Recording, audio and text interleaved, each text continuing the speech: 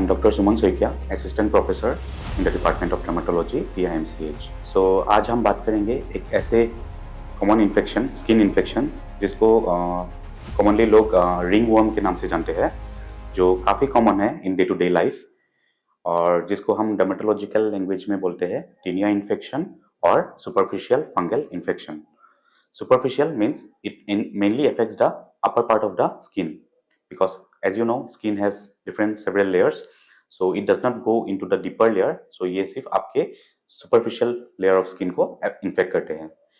So taenia infection और ring worm, जिसको लोग कॉमनली रिंग वर्म बोलते हैं, इसका मेन कारण या रीजन क्या है? तो मेनली ये कैसे होता है? Mainly the first main factor is unhygienicity. दूसरा है mainly it mainly occurs in the sweaty areas of your body. जो एरिया आपके बॉडी में बॉडी के ह्यूमिड और स्वेटी एरिया है, जो आपके मतलब फंगस ग्रो करने के लिए एक एनवायरनमेंट बनाते हैं. जैसे आप हो गया आपका for example armpits, inner thighs या gluteal region etcetera. Thirdly mainly tight fitting clothes.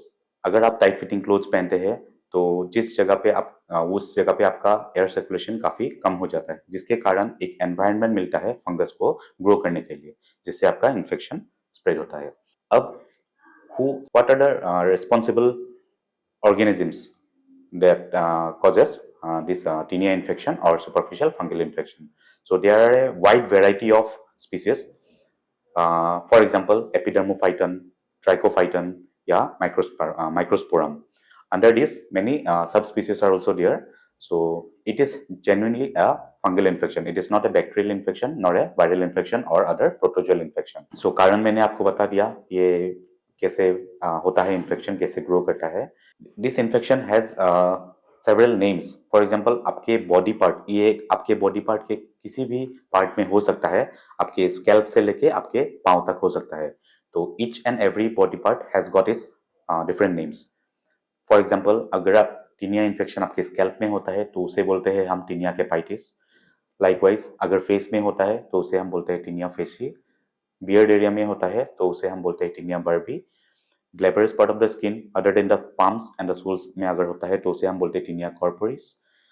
आपका flexural areas for example armpits या आपका ये इनर थाइज ग्रोइन रीजन में होता है तो उसे हम बोलते हैं टीनिया क्रूरिस. अगर हाथ में होता है उसे बोलते हैं टीनिया मैनम. एंड अगर पाँव में होता है तो उसे हम बोलते हैं tinea pedis. Infection is same, the presentation is same, may be sometimes different, but the treatment modality for all these is completely same. So आपका ये इन्फेक्शन किसी को अगर होता है तो लोग क्या करते हैं, इसे जो कॉमनली आप बोलते हैं रिंग वर्म, ये आपका प्रेजेंटेशन कैसा होगा? ये एक एनुलर लेशन, एक सर्कल लेशन की तरह ये फैलेगा, जिसका बॉर्डर्स आपका रेड होगा और सेंटर में आपका क्लियरिंग दिखेगा और मिनिमल आपका स्केलिंग हो सकता है एंड काफी इचिंग होगा. तो ये बॉडी के किसी भी पार्ट में, जैसे मैंने आपको बताया, ये बॉडी के किसी भी पार्ट में आपका हो सकता है. तो जब भी एक इंसान को ऐसा इन्फेक्शन होता है तो वो क्या करते हैं इन जनरल? वो सबसे पहले फार्मेसी में जाते हैं या किसी भी ड्रग स्टोर में जाते हैं और उनसे एक ऑइंटमेंट या ऐसा जेल मांगते हैं. तो फार्मासिस्ट क्या करते हैं, एक देते हैं ऑइंटमेंट, जो कि होता है सबसे कॉमनली यूज जो मेडिसिन होता है वो है आपका कॉम्बिनेशन ड्रग, जिसमें आपका होता है steroid cream combined with antibiotic combined with anti bacterial combined with antifungal and this thing. तो इसे हम बोलते हैं कॉम्बिनेशन ड्रग. तो ये क्या होता है कॉम्बिनेशन ड्रग? जब पेशेंट इसको अप्लाई करते हैं उसी जगह पे तो क्या होता है, आपका इन्फेक्शन रुकता नहीं है. ये आपका टेम्पररी रिलीफ के लिए ये अप्लाई किया जाता है, जिससे पेशेंट को इचिंग से राहत मिलता है एंड रेडनेस कम हो जाता है, because it has got the steroid component. Due to that steroid component the inflammation part decreases and the itchiness और द स्केलिंग में डिक्रीज. एज सुन एज जब ये आपका कम हो जाता है तो पेशेंट को लगता है कि इन्फेक्शन ठीक हो गया है, तो वो उस क्रीम को लगाना बंद कर देते हैं.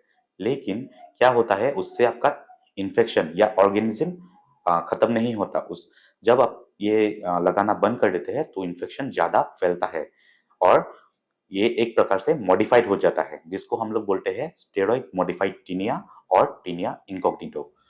टीनिया इनकॉग्निटो क्या है?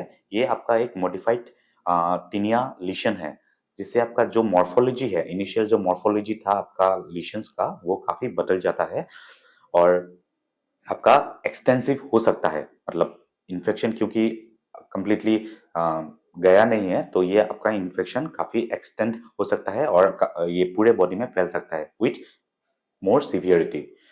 In that case, the patient will then go to the dermatologist and this may lead to a this may cause मतलब ये dermatologist के लिए काफी मुश्किल हो सकता है diagnose करने के लिए, because उसका morphology change हो चुका है due to the application of that combination drug.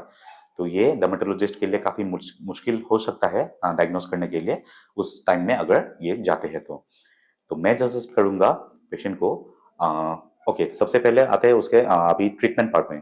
तो ट्रीटमेंट पार्ट मोस्ट इंपोर्टेंटली आपको क्या करना है, जनरल मेजर्स लेना है। सबसे पहले आपको हाइजीन मेंटेन करना है, आपके बॉडी के हाइजीन को मेंटेन करना है। आपको रेगुलर बाथ करना है, रेगुलर कपड़े वॉश करना है regularly, specially the undergarments should be regularly washed. आपको टाइट फिटिंग कपड़े ज्यादा देर तक नहीं पहनना है, क्योंकि जिस एरिया में आपका टाइट फिटिंग कपड़े होते हैं उस एरिया में आपका एयर सर्कुलेशन कम होता है, स्वेटिंग ज्यादा होता है, जिससे आपको फंगस को एक एनवायरनमेंट मिलता है ग्रो करने के लिए।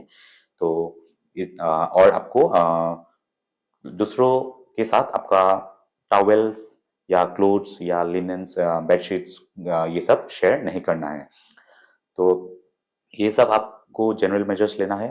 दूसरी बात, जब भी आपको ये इन्फेक्शन होता है, आपको कोई भी प्रकार का मतलब ऐसा कॉम्बिनेशन ड्रग यूज नहीं करना है जिससे आपके इन्फेक्शन और बढ़ जाए।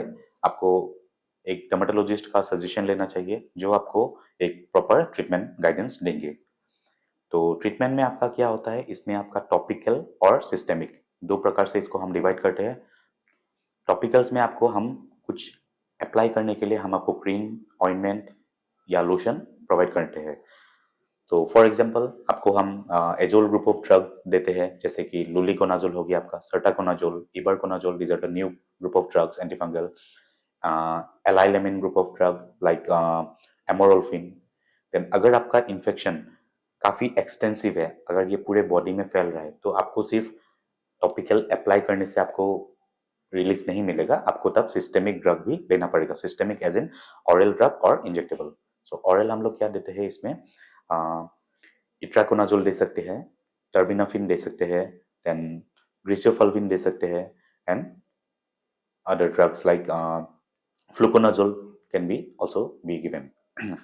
सो ये ट्रीटमेंट आपको कंटिन्यू करना है for a minimum of 3 to 4 weeks।